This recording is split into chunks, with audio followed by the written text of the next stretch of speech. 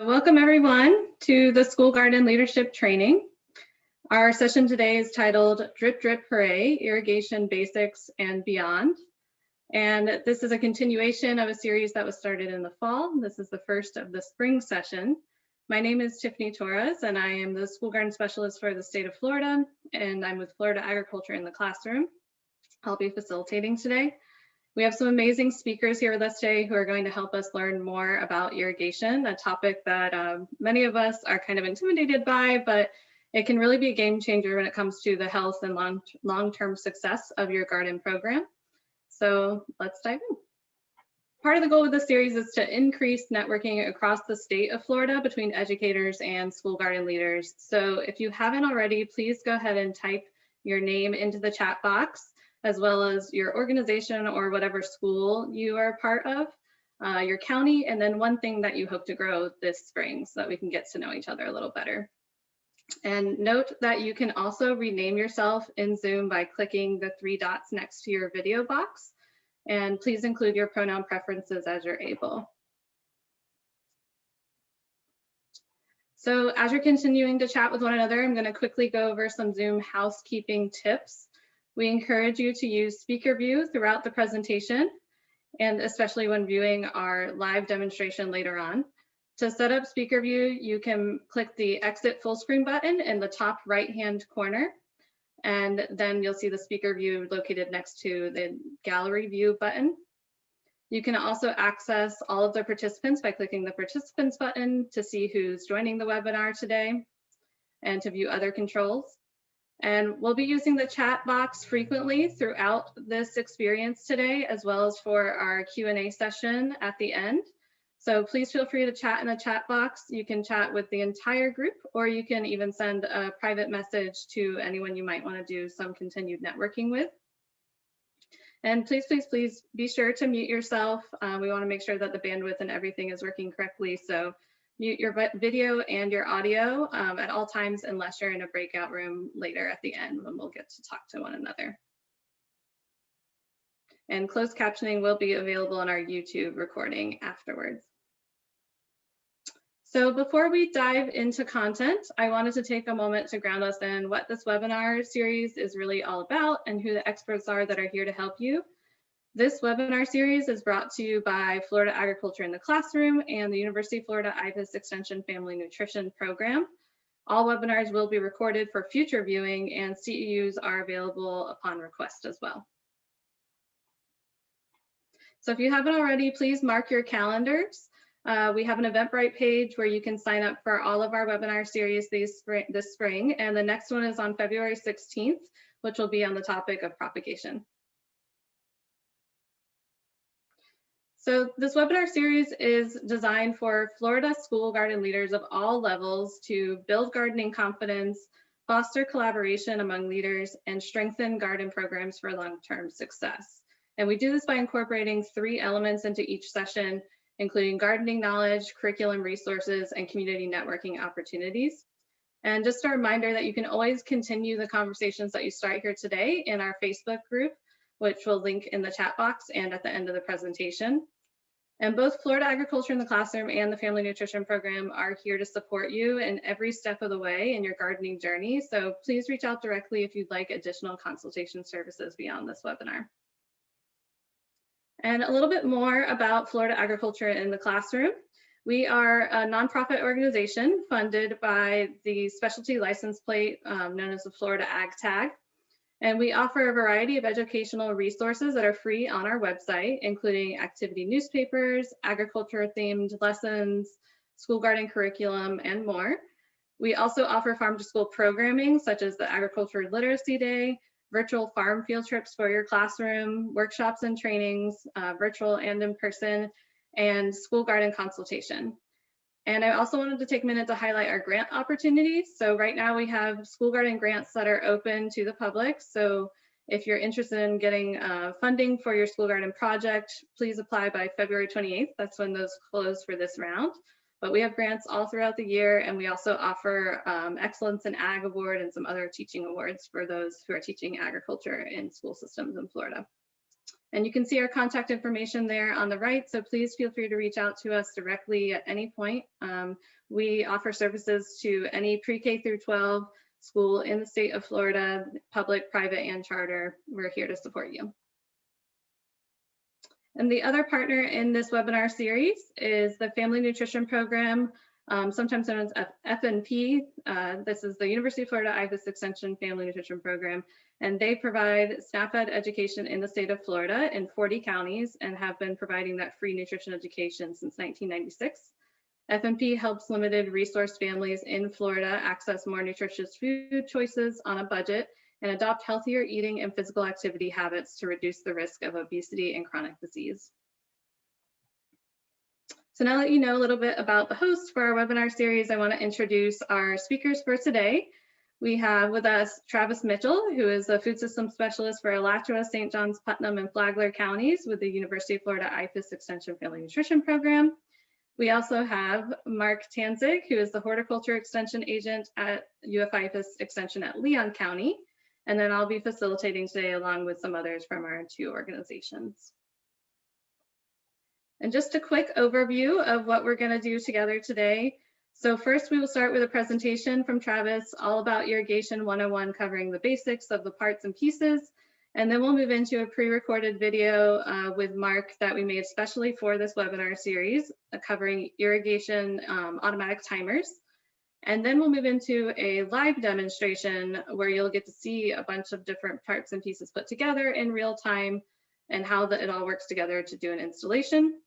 And finally, once you've moved through all of those, we'll go into our breakout rooms for an activity that was designed for this webinar called Right Part, Right Place. And you'll get to network with one another and kind of put it together yourself in real time. So we're excited for that fun activity. And we'll close with our Q&A session for the last 30 minutes, where we'll have a variety of experts here for you to ask questions. And just a note on Q&A, feel free to put your questions into the chat throughout the presentation. We will be recording them to answer later on. We won't stop for questions during the presentation, but we'll try to answer as many questions from the chat box as possible later. And we'll be available, like I said, for those last 30 minutes for that piece. So with that, I'm going to hand it over to Travis Mitchell, and he's going to start with Irrigation 101. Thanks, Tiffany. So quick note, I'm not a Zoom pro, but I think if you've already switched to speaker view, you may just see my face and not the presentation. So if you need to play with that, play with that. So I'm just going to do a quick little Irrigation 101 that hopefully I'll knock out in like 12 minutes. And just kind of go over some of the basics and specifically into kind of the precision, low pressure drip systems we'll be going into detail today. So next slide, please, Tiffany. So for those who don't know, irrigation is just talking about bringing water to the land, right? Bringing water to our plants. It's an old word. It's been with us a long time. And it's hugely important. It's no exaggeration to say civilizations have risen and fallen based on their ability to bring water to crops and make sure their plants can keep growing outside of regular rain cycles. Next slide. So I just want to go over some different types of irrigation. Lots of different ways to move water, right? And if you take only one thing away from today, let it be that you want to have some sort of plan to make sure water is getting to your plants. Hand watering is a form of that. That can be a great activity for kids. But timed irrigation and kind of the systems we're going to talk about today are a huge time saver, a really good way to guarantee you're getting the right amount of water to your plants. You're not going to go back stressing over the weekends and long breaks. And I think can be one of the biggest kind of assets to a garden if it's right for your situation. Overhead sprinklers are also a great way to do it, but they're going to spread a lot of water in places we don't need it. That's going to cause a waste of water, and it's really going to cause your weeds and other stuff to grow when we don't want them to. We just want the plants that we're growing to grow. So precision irrigation, you can go ahead to the next slide, Tiffany, is a term that I'm going to use a fair amount today. And that's just talking about ways of watering that are going to be a little bit more specific than just a big broadcast of water across a field, right? So in the photo here, we see a gentleman who has an app and can probably change the flow rate depending on different rows and maybe even down to each plant. and really just trying to dial in to both conserve water and make sure that those plants are getting that just right amount of water, not too much and not too little. And there's a lot we can take from the kind of advanced science and bring to the school garden. Next slide.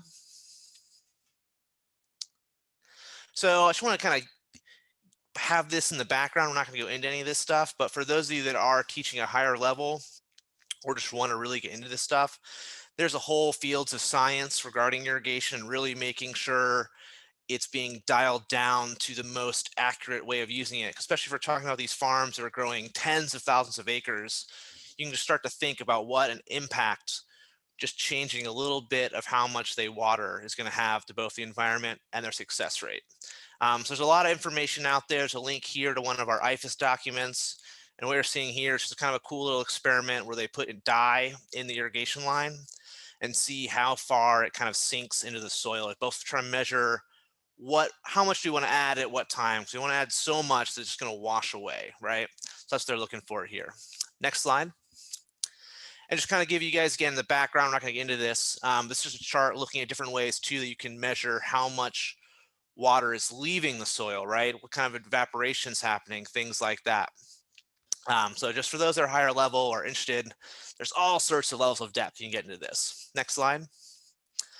But for us, most schools aren't going to be at that level, and you don't need to be, and that's fine.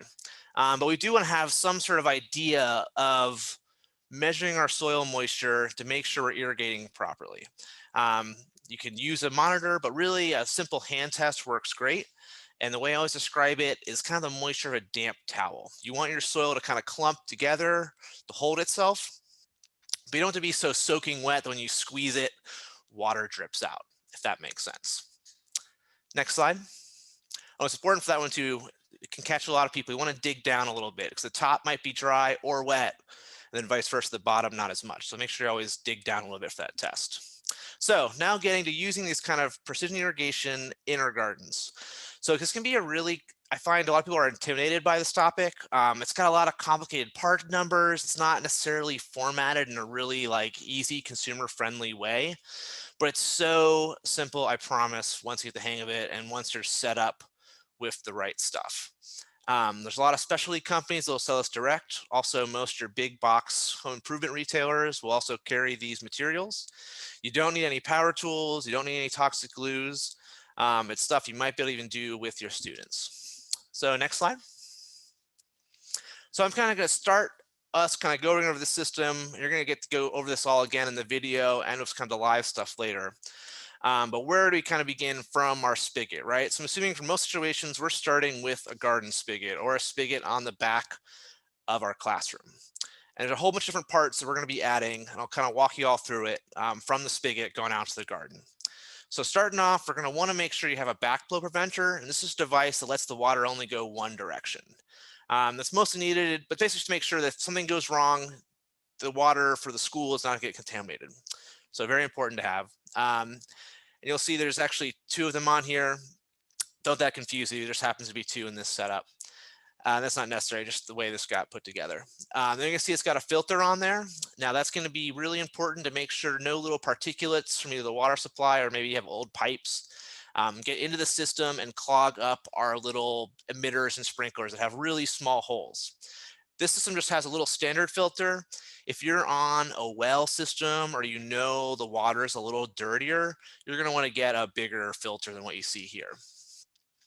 The next, you see the timer. I think really important, right? Because if we're going to set this all up, we want to automate it. We don't want to have it so you have to go out there still turning it on. So the timers you can set up that'll set how long to run, what times a day, etc. Then you're going to see your pressure regulator. All these systems work on a low pressure. What I mean by that is just a lower water pressure than what you turn on your faucet, right? If we pop one of these off, it ideally shouldn't have water squirting out and shooting out at really high pressure. It's going to be this kind of low flow relatively. And then our final one is just the adapter taking us to this black poly that we'll be using as your supply line or your main line. And you'll see if you get into this, different companies may have different recommendations of order. I don't think it makes a huge difference. There's probably something that'll trip you up. So just if your best thing to do with all this stuff is just check the instructions, check the company, check with specialists to help you if you got any questions. Next slide. So kind of leaving there, right? So we've got that adapter. It's going to be connecting to our black supply line. Sometimes they don't necessarily have to be black. It's almost always black. And this is like a flexible poly piping that's normally 1/2 inch. You may also record 3/4 inch sizing. This is flexible. You can connect it with these different hand push together fasteners or couplers that are going to vary a little bit depending on the company you're working with. You want to make sure you bury this very shallowly, or otherwise keep it out of mowing and shovels and things that might cut it. Though if it does get cut, it's pretty easy to splice together and repair a damaged section. So next slide. So we've got that moving out, and then from that, we're gonna have connecting our devices that are really putting the water out to the garden, right? And I break these down into sort of 3 main categories of drip tape, micro sprinkler / micro sprayer, and emitters. These are almost going to be always connected with this 1/4 inch tubing that you see in the far right photo of that sort of skinnier, almost spaghetti-like tubing. And they're going to be connected using these barbed connectors. You'll get to see a little more detail later, and you can see kind of one poking out of the main tubing in that bottom photo. And occasionally you might have an emitter or something that's connected directly to the main line too, depending on your situation. Next slide. So drip tape is one of my favorite ways to use it. It's going to make sure that water is just getting straight to the soil where you want it, not getting caught up on leaves, not causing potentially more disease problems from plants getting wet. And so it's drip tape works where you can see in this photo, we have that black supply line to your far right. And then this thinner brown is our drip line leaving the supply line. It's going to be releasing water at a slower rate, just kind of dripping out of that line. Next slide. And so there's different kinds of drip tape. Just for your knowledge, a lot of bigger farms are going to be also using a drip tape that's a little bit different than what you'll probably use in your school garden setting. That drip tape is going to come in sizes you don't want to deal with, 100 feet plus, 200 feet plus, 1,000 feet. It's normally going to be flat when not filled with water. Most of y'all on this call are not going to be using that kind of drip tape. Instead, you're going to be using something that's going to be either generally a 1/4 inch or maybe a 1/2 inch round tubing that's going to have drilled out little bumps or other little spots that emit the water. And you can kind of see that in the bottom right photo. Another thing to keep in mind with drip tape is they're going to have different spacing, right? The amount of space in between those emitters or holes. For most situations, especially for our raised bed gardens, I would get it as dense as you can get, which is generally 6 inches. Next slide. So just kind of go over to soaker hose is also a similar, let's call it a technology, right? Similar product. Like a drip tape, this is going to be a hose made of something permeable, generally like a kind of spongy material, foamy material that's going to be dripping water throughout that hose. Generally, these are using different connection points than the other stuff we're going over today. You can almost certainly probably make it work as part of your system, but they may not play nice together. Normally, they're just hooked up directly to a hose, which is going to have a little different connection point than the kind of stuff we're talking about after already leaving that poly and that arrangement of things we talked about at the faucet. But just so y'all know, it's another option to use in your garden. Might make a lot of sense for you. Just going to depend on your size and what you're working with. Next slide. So then we're going to move on to our micro sprinklers, our micro sprayers. Sometimes we call them bubblers. They have ones to kind of just bubble up. These are exactly what they sound like, right? These are just itsy bitsy little sprinklers that connect. You can see that connect to that little 1/4 inch tubing that's blue in our left photo and kind of a green in the right photo. They come in all variety of different spray patterns. Some that just do a 45-degree angle, a 360, a 180, different diameters of distance they're going to do. So really depending on your size of garden, if you're doing both these examples, you see one's underneath looks like a lemon tree, the other one's outside with some flowers. So you can use these in many different situations, and just going to depend on the size and what you're trying to do, of what kind of different sprinkler sprayer attachment you want. And they're all going to thread in the same way to that 1/4 inch tubing generally. Next slide.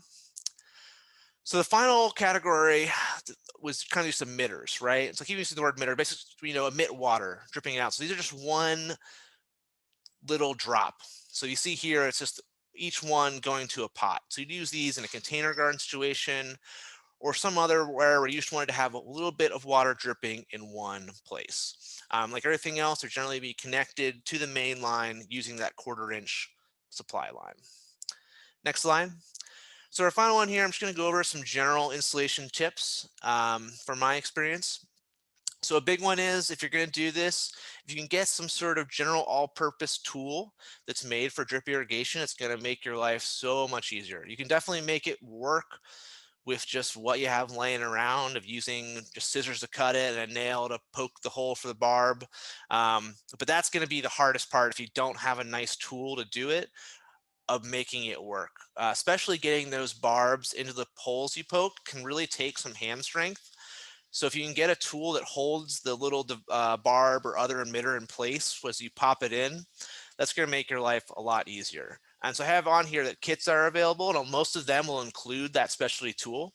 So that can be a great way to kind of avoid the headache of trying to make sure you've got all these different parts you're going to need, and just go ahead and get a kit that'll be labeled kind of probably for what you're looking at. So it'll be either small garden or 1 bed, kind of that formatting. You'll generally probably end up have more than you need, but that can be good because you'll have backup and stuff if you expand. So another big tip is you're installing these, you want to make sure you flush your lines before you finish it. So if you're doing this yourself, you're connecting it all together. We'll go over this a little bit toward the end to the live part, but you want to make sure that you leave the ends of the line open, turn the water on, let it flush out any dirt that might have been in there, turn it off, and then close the system. So we're not going to have any contaminants clogging our emitters, sprinklers, etc. There's something to keep in mind too, if you work with raucous kids, or say at elementary school setting, we're gonna have a lot of kids out there and all these little tubes and stuff floating around, you can just see being a headache. This may not work for you. I always thought it was the best thing ever, and we did it with a really big school garden that had been doing great for years, and it just didn't work for them. The kids kept knocking it over, it kept getting pulled out, and it just didn't work, unfortunately. So there's something to keep in mind. This is a really awesome way to water your garden. It's really durable. Once you get it done, it's normally done for a long time, but it may not be for everyone. And then just a little word for the rise has gotten me in trouble a few times, is if you start playing with connecting things differently, in the plumbing irrigation world, the threading for a hose faucet and for just a standard PVC connection point is different. So just keep that in mind if you find yourself trying to connect different soaker hoses or something like that. And so that's it for me. I'm going to turn it over, well, not live yet, but to a video Mark has explaining more in detail some of the timers and those connection points from the faucet. Thank you, Travis, for that informative presentation. I'm going to go ahead and play this video now that we pre-recorded for you. Again, I think the best way to view this video, you can either get into speaker view or you maximize it. But we're going to give you the link if you want to view it on your own in the chat box. So the sound quality might not be coming through quite as we hoped it would. So just go ahead and view it on your own if you'd like, or you can view it through the Zoom platform. Make sure you are muted if you are going to view it directly on YouTube yourself, and then just come back to Zoom when you're done. So just a second, I will get that set up for us. All right, hello there. My name is Mark Tanzig. I'm the horticulture agent for the UF-IFAS Leon County Extension Office, and today we're going to talk about automatic irrigation timers. So these little gadgets can make our gardening life a lot easier because we don't have to worry about if we water or not, right? It's gonna do that for us. Now, some folks are a little hesitant to try them because maybe they're a little worried or scared about what's going on, but they're not too bad. So we're gonna just really quickly go over how you can use this for your vegetable garden, your landscape, your school garden, or community garden. So we'll come back to this timer later. There's some pieces that you're gonna need to make sure that you're protecting the potable water supply and that you're protecting whatever is downstream, especially if you are using micro drip, soaker hoses, or any of the more low pressure systems. So the first thing that you'll need to make sure is that you have a backflow preventer. Now, this here came with a kit for a micro drip kit, I guess. So this is your backflow preventer. One thing that's really important that you'll need, especially if you're using any of these really efficient systems, is a pressure reducer. And so that comes with the whole kit. So you do want to make sure you get that. Some of these little micro drip systems or drip tapes or soaker hoses can only run at about 15 PSI, where what's coming out of the tap is around 20 or 30. So it's really important to have that. Otherwise, your irrigation system will explode and you'll have water all over the place. So Backflow Preventer is the first thing you need, and that's really important because it's going to make sure that any contaminated water in your irrigation system does not go back into the potable water supply. If a fire hydrant opens or there's a water line break somewhere in the system, it will actually pool your water into the system. We don't want that. The next thing you're going to want to add is a Y. This here is a plastic Y. A metal Y would be, or a brass would be preferable, but plastic Y will work. And the reason that's important is that you're probably going to want to use a hose or something else in addition to your automatic timer. So this is going to make sure that you can fit your timer on and also use a hose. So I'm going to go ahead and we're going to add this. And videographer, if you will come around, we'll go through some of the buttons. Now, I have two of them here. These are actually both from Ace. There's all sorts of different brands.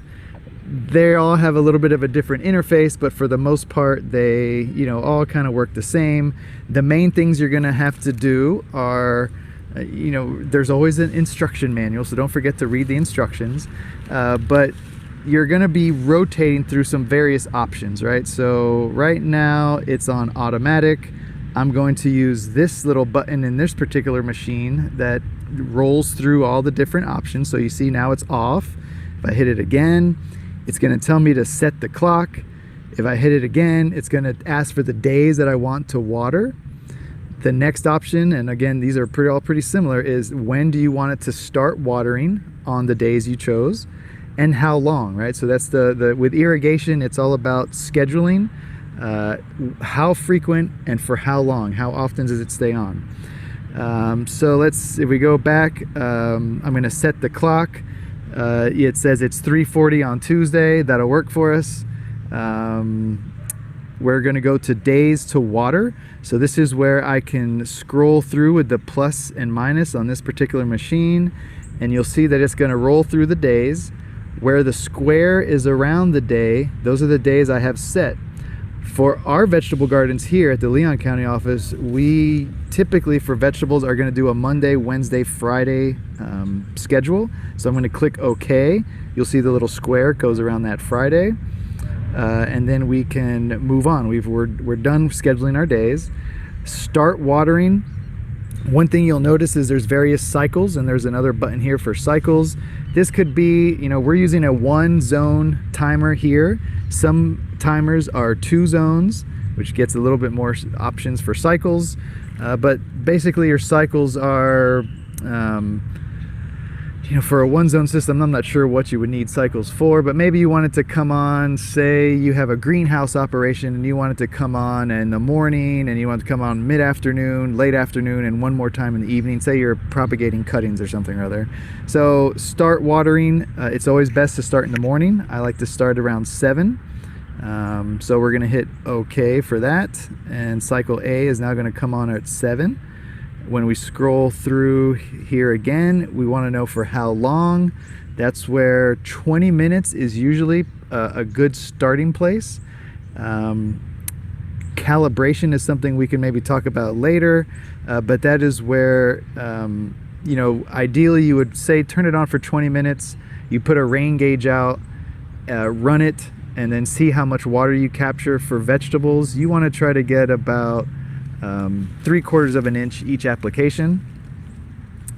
We're going to hit OK. We're going to cycle through, and now that it's on automatic, it's ready to go. So now we know that this thing it's actually going to scroll through there, and it's going to tell us the next start time is, let's see if it goes back through. Here's the current time. It's going to say the next start time is 7 o'clock on Wednesday, and it's ready to go, so you don't have to worry. Now, downstream from this, this is where you'll have your pressure reducer. Let's see how this gets on there nice and easy. Here we go. Your pressure reducer, and part of this kit that you'll get with your drip tape or whatever system you're using will have some sort of converter where you go from a 3/4, like the regular hose fitting size, down to whatever size you're using for your drip tape micro drip irrigation system. That's this little adapter piece here.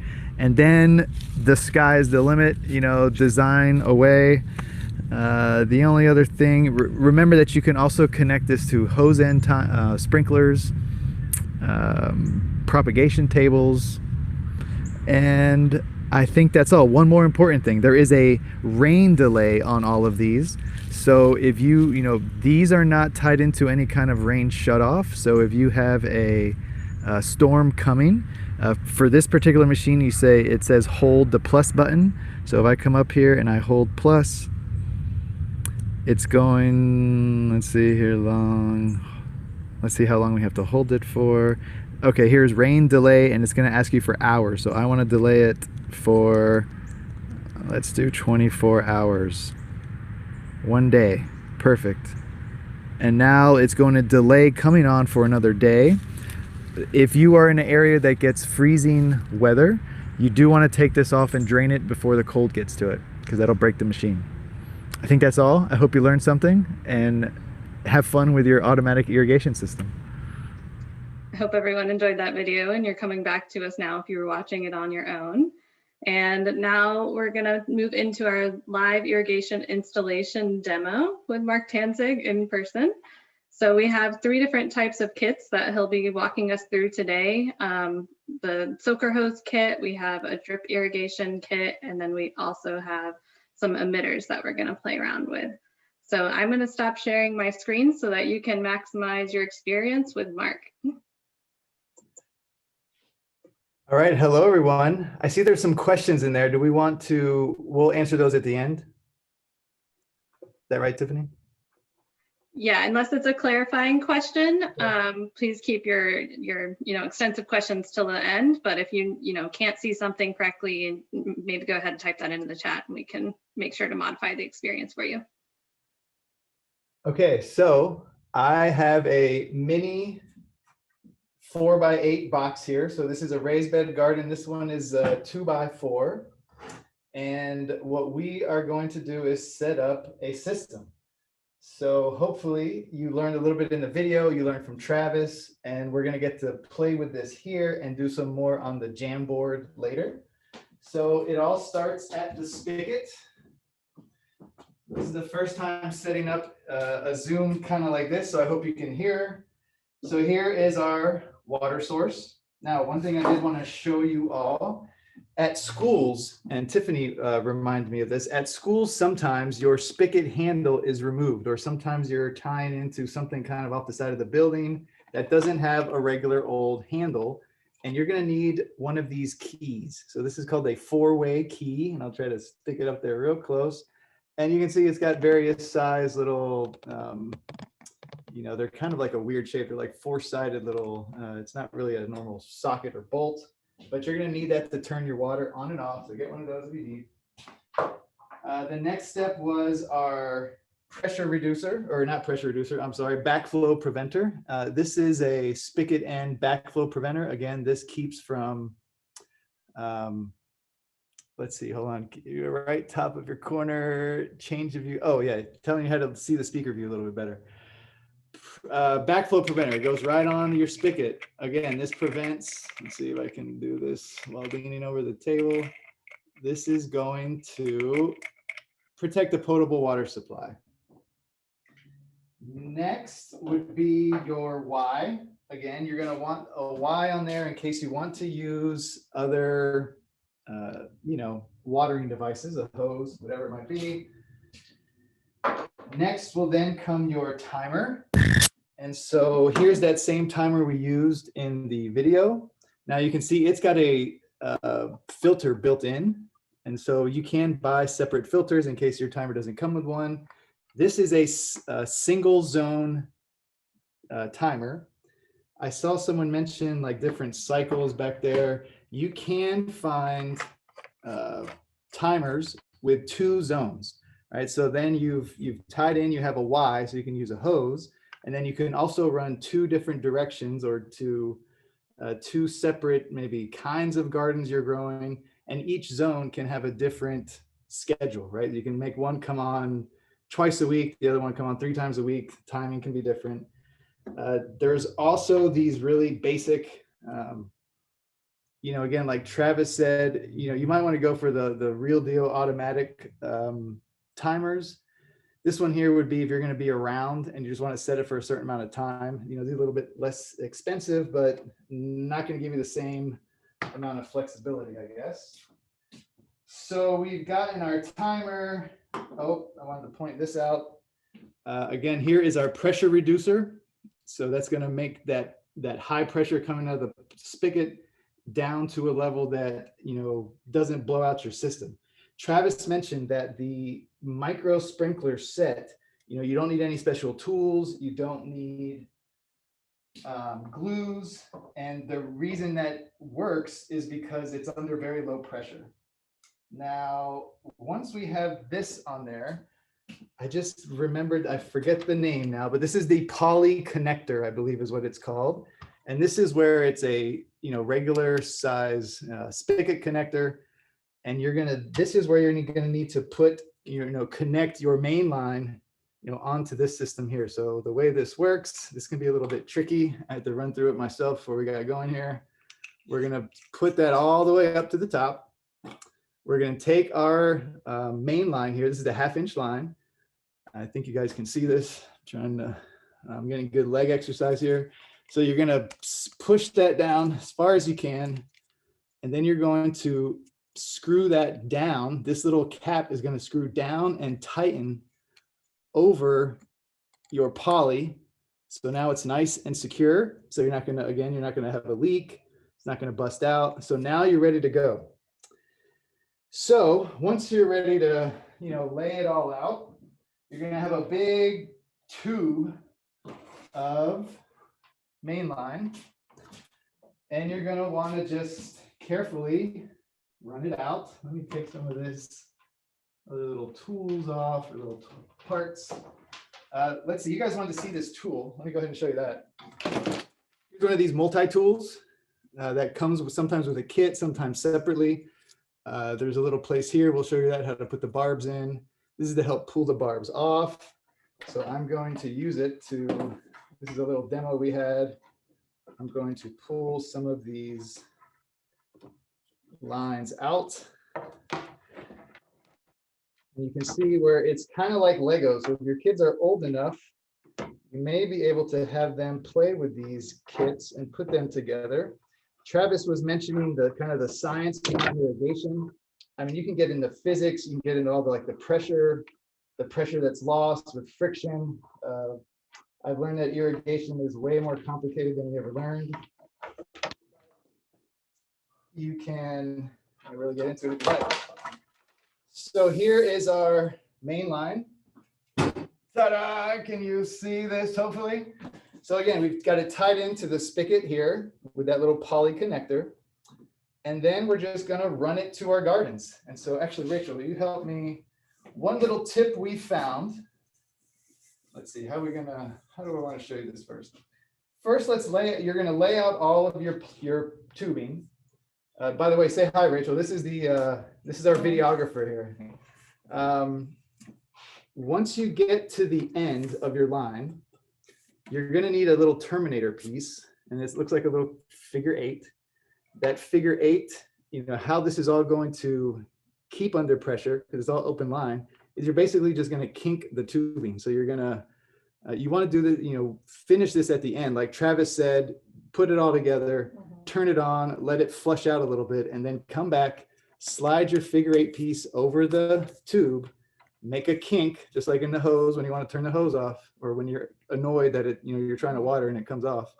And then you're going to slide it back up. So that's going to keep your kink in place. Now, one tip before we start adding the spaghetti thing, Travis mentioned laying it on the ground. So let's pretend that the bed here is ground level. laying it on the ground or under a little bit of mulch. That's going to prevent people mowing down your tubing. It's also going to prevent kids from tripping all over it. The other tip is to, when you're attaching the micro stuff, the little spaghetti lines, if that's what you plan on doing, connect them so, you know, all this stuff should lay flat. It's not a bad idea to let it sit in the sun a little bit to kind of soften up and kind of get the little, you know, kind of the roll out from it being in the big roll. You're going to want to put these in the side. You want to insert them in the side so that they come out laying flat. If you stick them coming straight up, you will have people tripping all over it and going to pull things out. That's one little thing we learned here in our 4-H garden to keep people from tripping over it quite as much. And then did you talk about there's these sort of upside down U's that you stick in these kind of stakes? So like Sod Staples. If you know Sod Staples, it looks like a kind of like it's a huge staple. Yeah. And you can use those to kind of keep it down in the ground. And different brands have other ones too, where they have, it basically grabs onto it and then there's a stake that goes down into the ground that'll hold it there as well. It's plastic. Let's see. So what I want to show you next is how you then start attaching the various pieces. So Travis showed you some of them, and I'm going to try to show these to you as well. So you have these, let's see, where'd it go? You have these kind of micro heads. It's hard to see this one, but this is the spaghetti tubing. So this is this really skinny stuff. We're going to insert this into the main line in a moment. 1/4 inch. Yeah, I hope this works for you guys. This right here is a riser. Let me show you this riser. One moment. And again, you can't see that, but I'm just yanking stuff really hard. So here is your spaghetti tube. Here is this riser piece, and that's going to be your little emitter at the top. This just shoves right in. This is way better to do in person. Then what this will do is, here is a plastic stake that comes with all these kits. You're going to wind your spaghetti through this little slot. It's going to slide down in here, and your riser will attach into this little clip nice and easily like that. And then all that's kind of, you know, this is where you would place it in your garden bed. You know, I have one here placed in this one. And then all that's left is connecting this little, where'd the camera go? This little barb. Oh, there's my Instagram hand model. You're going to take your little barb, and that's what you're going to stick into the main line. So let's show you how we do that next. Oh, and Mark, we have about 3 or 4 minutes left. So if you could demonstrate maybe the soaker hose a little bit as well. Yes. All right. 3 or 4 minutes. Okay. Let's see. Now, there's this soaker kind of hose, and these are kits that Tiffany brought me. I'm going to try to keep all the pieces together. So this soaker hose is a kind of this rough corrugated material. You kind of see it's a little rough there, and water just seeps out of this thing. Now, like Travis said, this kind of ties in. There's some parts and pieces in the kit where it ties into the end of a hose, and you can just take really just like hand pruners and cut it where you need to. There's all sorts of little bits and attachments where you're going to shove things either in or over. And so again, you can just, you know, play all this without any glue, right? You're just going to take these pieces and you're going to shove it over. And because it's under low pressure, it's not going to pop out all over the place. The easiest way to think of it, and kind of think of it more as like a fun tinker toy kind of project. It's not, you know, it's not a scary, yeah, it's like a Lego project. Yeah, it's not like engineering by any means. Now this is a drip tape. I can't remember what we decided. I think this is our drip tape type of material. This stuff here it's the same size as the spaghetti, and it has little holes. So it's got pre-drilled little emitters. Let's see if I can show you this. So there is our little emitter within the line. And in this particular one, they're spaced about 12 inches apart. So what you would do is you would run this, you know, where you want your plants. This bed is set up as a square foot garden. So you can see each little square is a, you know, square foot. So you can plan out where your plants are going to be. and then use this material to make sure that those emitters are right by your plants.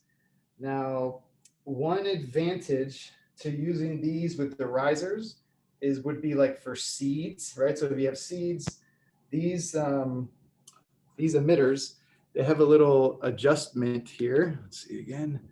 So you'll just kind of, it's like a valve, so you can kind of control how much water comes out of those. And you can also control if you say don't have anything in this bed for a certain season, you can turn off, you can run the whole system, but you can just turn off this bed, or you can turn off different risers. How much time, Tiffany? We're about at time. About at time. Is Yeah. this helpful for you people? I can't see you guys or read your chat, so I hope it's helpful. I did want to show real quick though, hold on a second, because I do want to show how you can connect them and how you use these couplings, right? They make couplings that are straight. They make couplings that are 40 or 90-degree elbow. They make T's where you, so again, you can go to town with your Lego kit here. Say the mower does come and mess it up. You simply just cut it off of there. You cut the bad parts off. You take your coupler, and again, no glue needed. You know, sometimes it just takes a little moxie there. You gotta, you know, spin it, kind of twist it back and forth. You want to get about an inch in there, and then you're gonna take your other end and you squeeze it together. And then there's no real, you know, no brand is necessarily better than any others. It's just for your own sanity, it might be best to stick with one brand after you choose. If you get a kit, just get the accessories for that kit in that same brand. Tiffany, can I please share popping a hole in and putting a barb in? Yeah, I think that's really important for our next activity. So going over Goof Plugs. Okay, so here is your main line. See if we can do this here. And I'm going to add, I'm going to add this little piece that we put together, right? The little spray emitter. So I have already attached the riser to the little spaghetti stuff. These little barbs, here's a little barb. These little barbs come with the kits. The really pointy edge is going to go into your main line. The other side here is going to go into your spaghetti tubing. They also make, like, just like the Lego kits, they make ones that are T, so you can like put a barb in there and then get two little spaghettis coming off of it. They provide these little tools. This is a little like hole puncher. All you got to do is find your spot, and ideally, remember, you want to come off the side instead of going straight out. So to show you this, oh God, I don't know. Just pretend we're going to the side here, and I'm going to make my spot. I'm just going to wiggle, wiggle, wiggle, pop it in there, and then you take your barb, right, the sharp end, and just kind of wiggle, wiggle, wiggle. When it snaps, you're good to go. Mm-hmm. And as kind of janky as that might look, because it's under low pressure, it will hold, and you won't have, you shouldn't have any leaks. And somebody said the main line is 1/2 inch. So this line is 1/2 inch. They do come in 3/4 inch, but the majority of them will be 1/2 inch. Yep.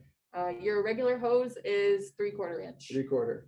If you mess up, they sell things called goof plugs. Mm-hmm.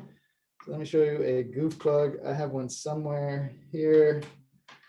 They just look like a little stopper. Yeah, it's a little stopper. Here is your, oh, right, camera's over here. Here is your goof plug. You can see there is there's a big wide end, but this is the end that's going to go into your tubing. And let me find here's where we had a barb that came out. We don't need it anymore. Kids messed it up. We just need to pop a hole in it so that it's not leaking anymore. All you do is take your, what is this again? Goof plug, and shove it in there until it snaps, and now you're good. Yep. And things might look a little bit different depending on what brand or what kit you get, but there's instructions on every one. And depending on what age of kids you work with, they can certainly help out too. And I wish you guys could be with us so we could show you in person and play with this. Oh, and we recommend. Thank you, Mark and Rachel. organizing. So don't just throw it all in the box that it came Yes, in. there's So- lots of little pieces. So Mhm. check out this little toolbox here. You know, keeps everything in its little compartment.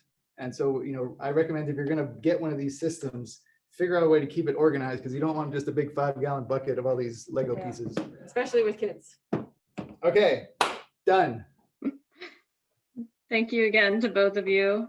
Now that we've seen a video, a PowerPoint presentation, and a live demonstration, we're excited to have the opportunity to do an activity with you where you can kind of put all of this knowledge into action in real time and network with other people while troubleshooting around things that might come up in real life with your gardens. So to do this, we're going to use Google Jamboard today for this activity called Right Part, Right Place. We will break out into breakout rooms, probably about 4 or 5 of them. So there's maybe about 10 people per room. And your breakout room will correlate to the Google Jamboard slide that you're on. So you'll get a link in the chat box to Google Jamboard. Click the link and open that on your own computer. I'm going to stop sharing the screen so you'll be able to see in real time and play and move around together with other people on Google Jamboard. And once you're on Google Jamboard, again, look at what breakout room number you're in when you join. And then at the top of Google Jamboard, you'll see a little slide sorter that says the number of slides. And you'll just click over into the slide that correlates with your breakout room number. So if you're on breakout room number 3, go to slide number 3. And then your facilitator will have some further instructions for the activity once you get into your breakout rooms. So the link should be in the chat box now to join Google Jamboard, and we'll give everyone a minute to get there. We have about 25 minutes budgeted for this part of the presentation, so let's have fun with it. All right. So again, we hope that you enjoyed that activity. I do want to point out that it can be used as a dual purpose activity. So we'll give you a copy of the Jamboard that you can use with students if this is something you wanted to try doing in your classroom. I think a lot of teachers are using Google Jamboard these days if you're able to access Google Suite services. So it's free and really functional and adaptable to multiple different things that you're teaching about related to school gardens.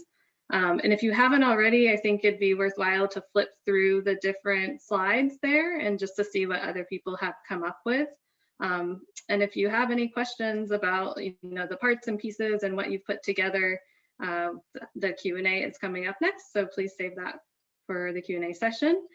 And I just wanted to bring us back and wrap up some of the things that we've learned today. And the first is that irrigation is hopefully not as difficult as you may think. It can be kind of intimidating at first, but as Rachel pointed out, think of it as a tinker toy kind of project. It doesn't have to be this great engineering feat. There are best practices, of course, and you can learn a lot of those through reading your instruction manuals, especially if you're buying some kind of kit that comes with a manual as opposed to just buying individual pieces. You do want to consider sticking to one brand if possible, just because some of the connections might be slightly different depending on the brands that you're using. And there's many ways to water your garden. Automatic irrigation is just one way. Do what works for your space and your age group and your garden group. And maybe that just looks like, using hand watering systems on a regular basis. Do what works for you. But most of all, have fun with it and happy growing. So with that, I think we are going to move into our Q&A session. And if you can't stay for the last 30 minutes, then thank you for being here. And we hope to see you on February 16th.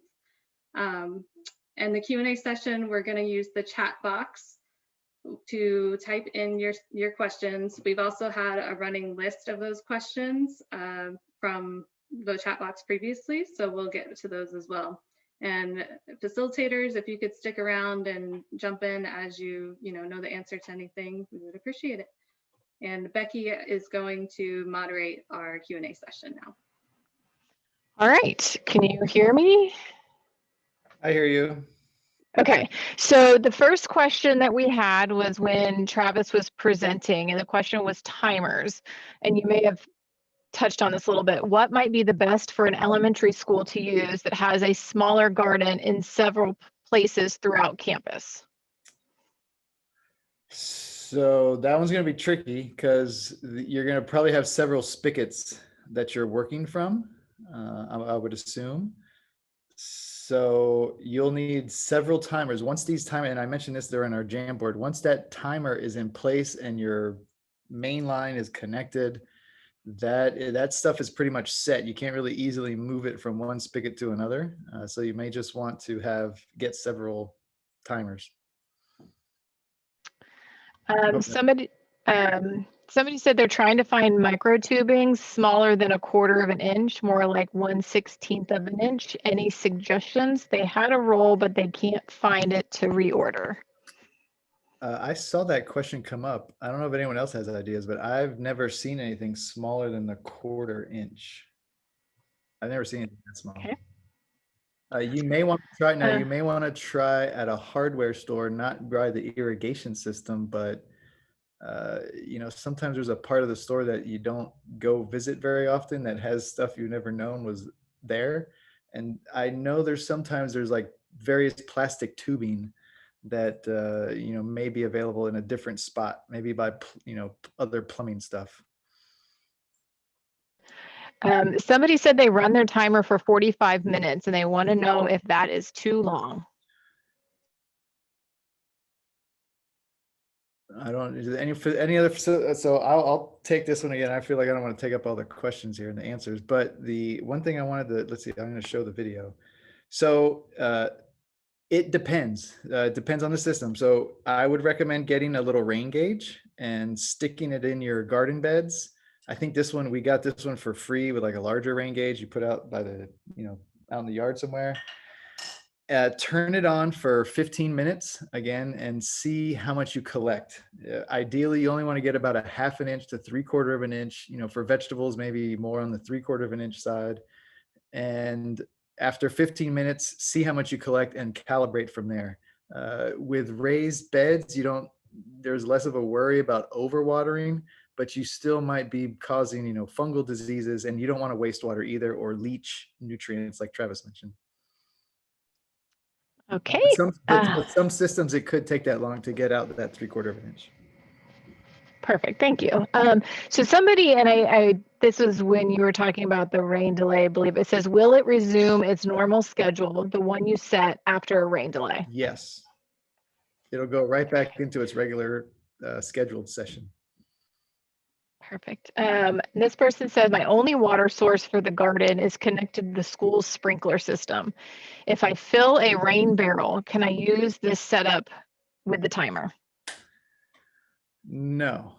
I did see someone put in there that you can find adapters that will go from a sprinkler head to a kind of a micro drip setup. And so a lot of folks will use this in a landscaping situation where, say they had turf and they added shrubs and now they want to add little micro systems instead of using as much water. So you can unscrew a sprinkler head. You'll want to get with the school folks, the maintenance folks, and screw in kind of a replacement that will then turn it into, you know, kind of that poly connector where you can add mainline.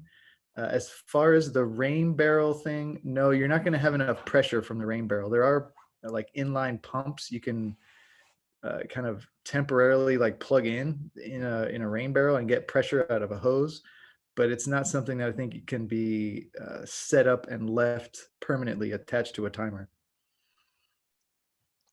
So that is all the questions that we had in the chat box. If anybody else has a question, feel free to unmute yourself and ask Mark your question because he has a wealth of knowledge.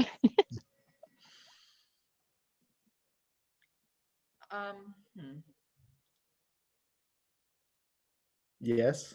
Oh, sorry. Hello. Hi. So we were I don't know, maybe I need to get you later. We were talking about the under the sidewalk thing. Is that something you could guide me to something that would be a little more clear? I don't know that I'm so great at visualizing everything. Let me see what I can find. So Susan was in our breakout session and she's got the problem where there's a sidewalk in between the garden and the spigot. And so, you know, how do we get it over there easily? Under there. Or how do we get it under the sidewalk? So let me see if I can find this little, I don't even know what they would call this thing, but there's an adapter. It almost, I told her it almost looks like the things you fill up water balloons with at the end of a hose or on a spigot. And it's almost like a little jet. And you basically just kind of would wiggle a hose with this jet with the water turned on, and you'd basically channel your way under the sidewalk there. I'm looking to see if I can find it. If someone else wants to ask another question, I'll spend some time looking on this end. Yeah, I know that tool is usable and possible. I've actually done that once at a school. Okay, so yeah, it exists. I don't know what you call this thing, but Mhm. Thank you. I think it might also work. We have beds at the office that are end to end. So there has to be also some way to get from bed to bed. And I'm thinking maybe I could snake a hose down the side of each bed and then under the sidewalk and up through the next one. I don't know if that's possible. yes, the thing to be careful with is making sure that the bends aren't so sharp that it kinks your main line, right? That's where you might want to use an elbow to kind of get around any sharp corners. We just did some new garden beds at the demo garden, and that's pretty much what they did. They came right along the edge, put in a T, went up, put in an elbow to get around. These are kind of like these really high beds, and that's how they got through there. Thank you. Okay, so I'm finding something on, I'm not trying to promote Lowe's here or anything, but here is a link to, what do they call it here? A tunneling kit, duh. So yeah, check that out. It is possible to do so. And I did see when I searched it, there's some YouTube videos to help you out as well. Thank you. Good luck. I will say, whenever you're working with irrigation that is like that extensive, it's always, of course, good to get permission or run that past your school administration, especially if it's something that, the janitorial staff could, or groundskeeping staff could accidentally undo. You don't want to spend all this time doing something and then, it gets undone. And again, with the hex key is another good example of that. Sometimes hex keys are stored at the front office at a school, and you kind of, get one and then bring it back, or you can get your own if you feel like that is a agreed upon situation with your school. So just wanted to mention that.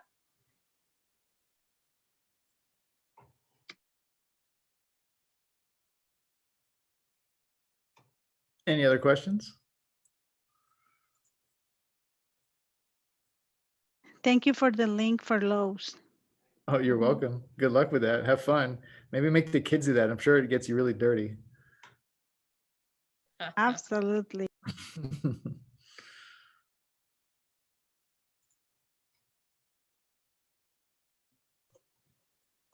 Well, we have plenty of time left if anyone has any other last thoughts or questions. Oh, there's a good one in there. Is there any of the other facilitators want to take this one? Because I don't want to take over here, but recommending a soaker versus a drip tape. What you got, Tiffany? I know you got some experience with these, Tiffany. I think so. Here, I'll share my video. I think the kits that are for soaker hoses can be really versatile because you can kind of drip and snip fashion. But again, that really only works well if you have your spigot nearby and you can hook directly into the spigot, do your main line and do the lines off of it. Or for example, I have a couple schools I work with that have pollinator gardens, and soaker hoses are really great for pollinator gardens because you can wrap them around bigger shrubs and kind of move them and sway them around things. And it could be one line. So that could be a situation that would be better for soaker hose specifically. And then we went into drip tape, and we were calling it tape, but I did want to differentiate. There's tape like as in like the very flat pieces, almost like not a tube, not a round tube, it's flat, but it has the predetermined holes in it.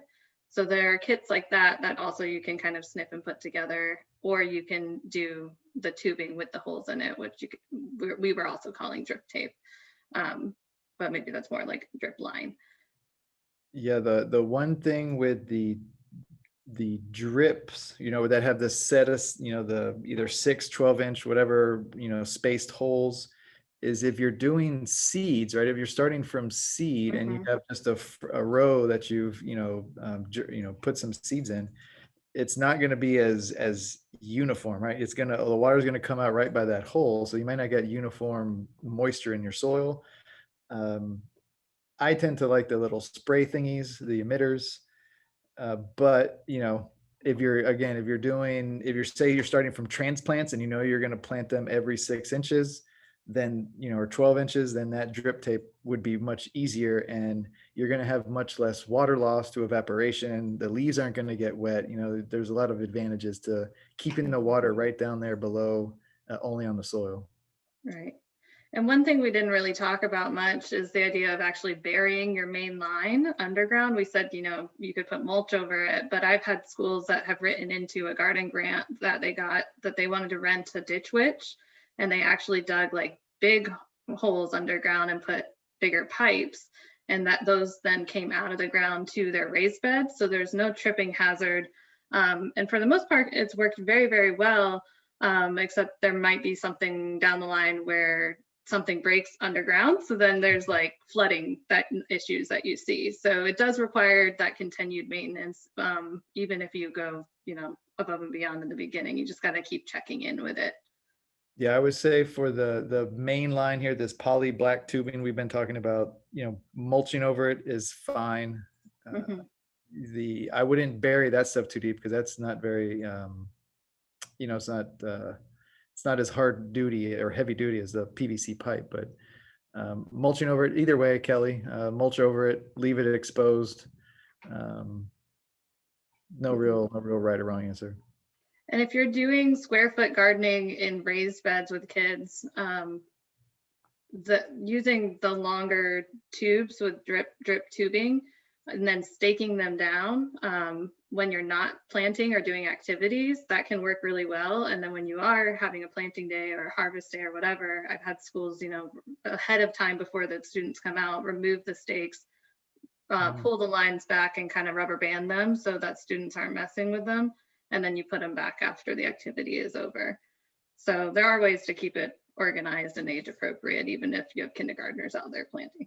Janet, very good question. Let's see. So I'm going to pull a little tool that came here. And also this emitter. So it happens, your stuff will get clogged. So in a drip line, this came with the this little tool here. I have my water here. I got to make sure I don't spill stuff all over the place. This came with the kit. I don't have the name of the kit here with me, but you see this yellow piece, right? This helps. This part helps make the holes. This right here is so that, let's see if I can get that in the camera. This little, there we go. That hole right there is where you can put your barbs and help push it down into the tube. And then this little yellow thingy here pops off. And look, it's a little emitter cleaner outer. Now your other spray emitters like this. So this is one that's on the riser. Oftentimes the tops of these will pop off over time. And that's where our master gardeners have, made little dowels. So this is hard to do here, but they've made a little dowel so that if you need to replace it, and you'll see it, it'll be very obvious, right? Because it'll be a geyser in the garden. You'll take your new, right? They sell separate little, this one's really small. I don't know if you're gonna be able to see this. Here's a new cap to replace it. I'm not sure if they sell a multi-tool for this, but you will then take my little dowel, I put it in there, and then you're just gonna pop that right back on and it'll snap into place. I think I can show you that because I have one here that is broken somewhere. Where'd it go? Got a lot of pieces here now. Lost track. Anyway, they snap right on there. When it snaps, it's ready. Oh, here we go. So here's our riser. Here's our little valve. We're just going to stick that on there and pop. There we go. Good to go. If it doesn't sit in there right, you'll know when you turn the system on and you have another geyser. Yeah, and speaking of risers, I thought it was really cool that at the Leon office, they reused bamboo pieces to like put the Oh, yeah. emitters inside of the bamboo to make them even taller. Right. And that was So, just a neat way to use a natural product. yeah, because these only go so far up. So if you're doing, something taller where it's blocking the spray, they set them up a little higher. Keep in mind, it is best, ideally that's where the soaker hoses and the drip tape is really nice, because that keeps water off your leaves. And that's the important thing. I think in the video I mentioned water early in the morning. You don't want leaves staying wet for too long. You want them to dry off quickly to prevent disease, fungal problems. Mhm. All right. Well, I think with that, we're right at about 5 o'clock. So any final questions, put them into the chat. And I just want to take a minute to thank everyone for being here. As a reminder, please complete our session survey. And if you would like professional development CEU credit, you can also request that by completing a specific survey. The link should be in the chat box for that. Stay in touch via our Facebook group. And the password is Cuban Oregano if you want to join that group. Where we can chat and help each other there and continue to network. And resources, slides, and the video recording will be available in the Google Drive folder. We actually have, a couple different resources we put together for you, the Google Jamboard, and then a list of different kits and parts that we, could recommend. So be sure to check out the Google Drive folder. And I want to thank our presenters for being here as well. Mark, thank you so much. And Travis, thank you so much. And everyone else who has helped facilitate and put this workshop together. We're excited to keep growing with you. And our next session to do that is on February 16th on propagation. So again, please register on Eventbrite if you haven't already. And thank you again for being here at the School Garden Leadership Training Series.